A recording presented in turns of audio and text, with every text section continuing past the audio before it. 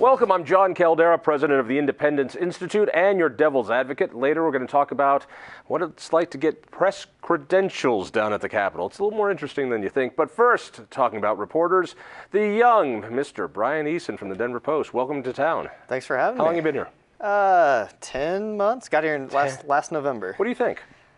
It's pretty good. Of course it's pretty good. You're one of the three guys that has a job in journalism left in this town. It's pretty good. One of the 3 million people who have moved here in the last... Yeah, that's true. So you're what now, 16 years old, which is terrific, and that's why they can pay you under minimum wage at the Denver Post. It's their new model, so congratulations. No comment. You've been hired to do political reporting. You've done it in other places. Coming to Denver, being through the last session, kind of getting a lay of the land, what's your vibe of Colorado politics compared to where you've been before? Colorado's interesting. So I moved here from Indiana, so it's a deep red state. The legislature has supermajorities of Republicans in both chambers, Republican governor. So that alone, I mean, it's obviously different being here. You know, having this entire industry that's not legal at the federal level that you have to regulate is a completely different ballgame. I remember the last day of the legislative session, they were arguing over how many people should be legally allowed to smoke pot on someone's porch, and whether 5 or 7 should be the proper threshold. So that didn't happen in Indiana. It did not. Yeah, because that's a state issue. How many people are on your porch? You're liking it. It's good. Yeah, enjoying it. Let's get into the other odd thing about Colorado, which is the Taxpayer Bill of Rights, and what makes that unique. TABOR says that we get to vote on tax increases. The legislature doesn't like us doing that, and they've come up with all sorts of good ways to make sure the budget increases without them doing it. The last one was, of course, 267, the so-called rural hospital bill, but it's a hospital provider fee. Why are we going into a special session early next week? So one of the many pieces of this bill, and it was a massive bill, it's best known for the hospital provider fee change, but one of the other things it did was it raised pot taxes. Unfortunately, when they were drafting that, they accidentally took away the right of special districts that already levy sales taxes on pot to keep collecting those sales taxes on recreational marijuana. And so you have a handful of special districts around the state, I think there's like 9 of them, that used to collect taxes on pot. And all of a sudden, July 1, they realized, oh, we can't collect these taxes anymore. The largest one being the Regional Transportation District, my old stomping ground. They get about $7.1 million a year from this. And then you have the Cultural and Scientific Fund, which gets a tenth of that.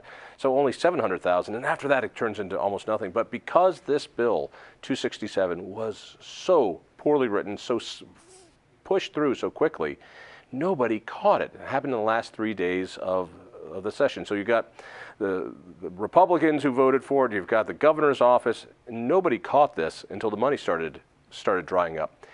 It seems odd to me to call a special session for this. It's not that big of an issue. It's not an emergency. Republicans are arguing that. You know, there have been a number of Republicans who came out, including the bill sponsor, Jerry Sonnenberg, that have said, look, this is a problem. We're going to fix it in January when we reconvene, but it's not enough of a problem that we need to go ahead and fix it right away. Now, the governor's argument is, look, you know, this is money that voters in these districts approved these districts collecting. I mean, voters went to the ballot in each one of these areas and said, yes, you can collect sales taxes on me. And part of those sales taxes at the time that they approved it was recreational marijuana. So their argument is, look, this was our fault. Why don't we come back and fix it before more damage is done? I mean, the longer you wait, the less money that's going to come in. What's funny about this to me is the way that they got this tax increase, 267, which is about $550 million a year without voter approval. Thank you guys in the Republican Senate who made that happen. The selling point was this is all about rural areas. The name of the bill was mistitled for rural sustainability, when in fact out of all that, about $20 million goes to rural hospitals, which was the big deal. And so these rural guys who were conned into voting for this tax increase without a public vote are going to come back to Denver to fix RTD's tax problem. They don't care about RTD. You live in Lyman. I don't think it's a real burning issue for them. I think you're probably right, and you're probably going to see some rural lawmakers that say, this isn't an issue for my district. I'm not going to fix this. There are rural areas that are affected by this, though. I got off the phone yesterday with the Montezuma County Hospital District. Their voters approved a 1% sales tax a couple years ago. That money, it doesn't generate a whole lot. What because is districts are getting like $15,000 a year? As I said, it's not a lot of money. Let me see if I get this. We're going to spend 25 grand a day for a special session, so some Montezuma special district can get their 15 grand this year. It's more than 15 grand. And if you add in all the other 9 districts, it ends up. If you're going to make the 25,000 versus however much argument, there are a lot. But it is about RTD. Hospital district, yes. This is all about RTD because they're the ones losing the most, $7.1 million a year. Next down the list is the Cultural and Scientific Fund, the zoo and the Botanic Gardens. That's only $710,000 a year. Keep in mind, we don't have that long until the next session. So this is really about RTD. I think the RTD is definitely the biggest piece of this. There's no question. Now, if you're this hospital district, right, and you bonded against these sales tax revenues you're expecting to get, their argument is, look, we didn't do this. This wasn't our fault. We went to our voters. They approved this.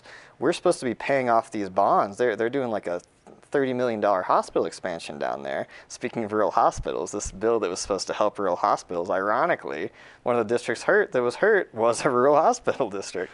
But here's the TABOR aspect of this. And the law is the law. And with the Taxpayer Bill of Rights, it says when you raise taxes, if you have a policy change that raises taxes, you must get voter approval.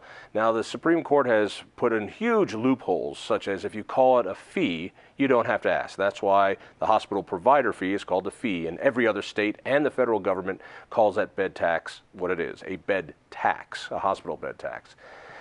But when you lower taxes, the legislature can do that. If you want to increase taxes, you have to go to a vote of the people. This is before your time, but Bill Owens, when he was governor, lowered the income tax. It didn't take a vote of the people to do that, but if we want to raise the income tax back, we need a vote of the people. Now that we've lowered taxes, it was in the law, it is the law, it was signed by the governor, it was passed by the legislature. This is now the law of the land. The only way to do this in accordance to TABOR is to bring it back to a vote of the people, and they have to vote to increase their taxes on pot. Will that argument come up in this session? That is an argument that's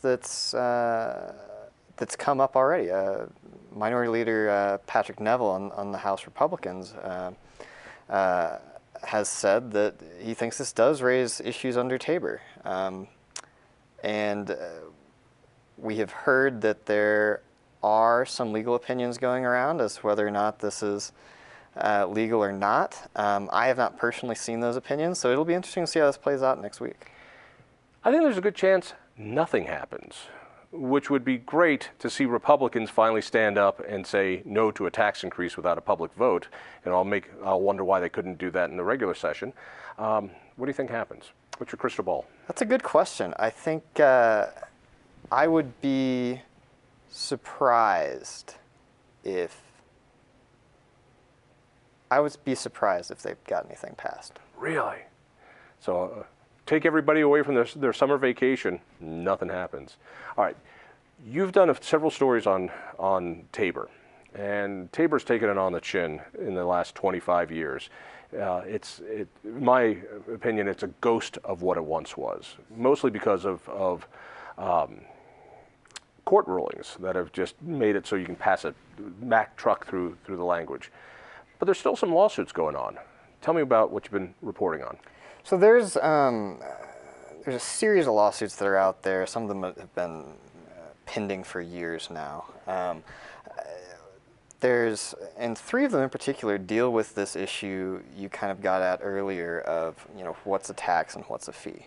A lot of, this distinction, state governments, local governments, all over the country raise fees, right? This is not unique to Colorado. What is unique to Colorado is that that definition is really important here, because if it's a tax, obviously you have to go to voters and ask for permission. If it's a fee, you can do that through your state legislature, your local city council, whatever.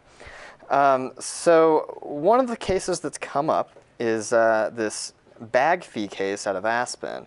The Aspen City Council assessed a 20-cent fee on grocery bags, and the idea was grocery bags are wasteful, so let's try and discourage people from using them. They're only wasteful for people who don't buy groceries. But keep going. So they assessed this bag fee. Again, something that, California has a lot of bag fees. California, I think some places have outright bans on them.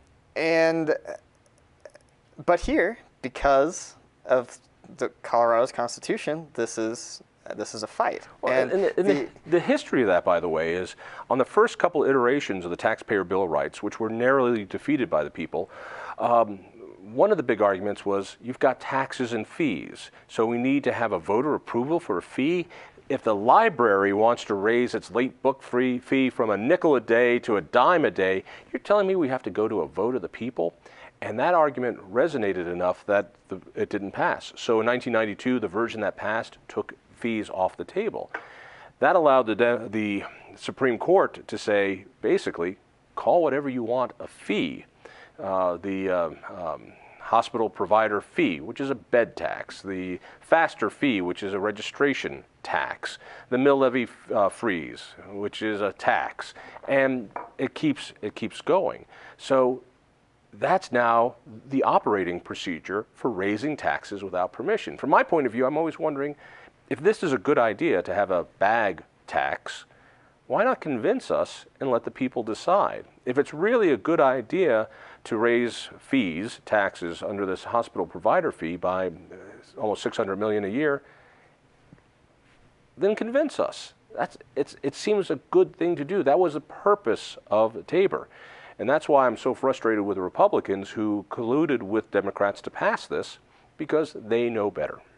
Well, I'd make a couple of points on this. One, the distinction that the courts have drawn between, and they've provided some general guidance, but haven't gone as far as a lot of people would like them to go, which is why there are these lawsuits out there. There has not been a clear, definitive ruling, okay, this is a tax, this is a fee, clear cut, here are the differences.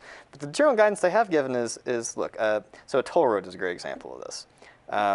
You pay a fee, a toll, to get onto the road. You can use that lane of the road, and your fee goes to support the general thing that you are paying for, in this case, that lane.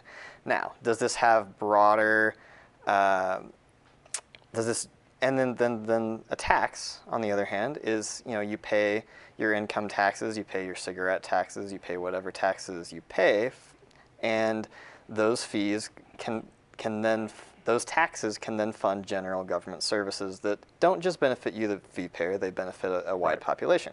However, the toll road example is a good one because, okay, so does this toll lane only benefit you, the person who's physically in that lane? Well, no, because if I don't drive on that toll lane, I still get some benefit from that because the road's less congested if we added that toll lane. There is a broader public good in that, and so that's the argument in a lot of these cases. You can take that so far in that you can. I'm building a building, so I need to get a permit fee. The permit fee is to have an inspector come and look at my property as I'm building it, make sure it's to code.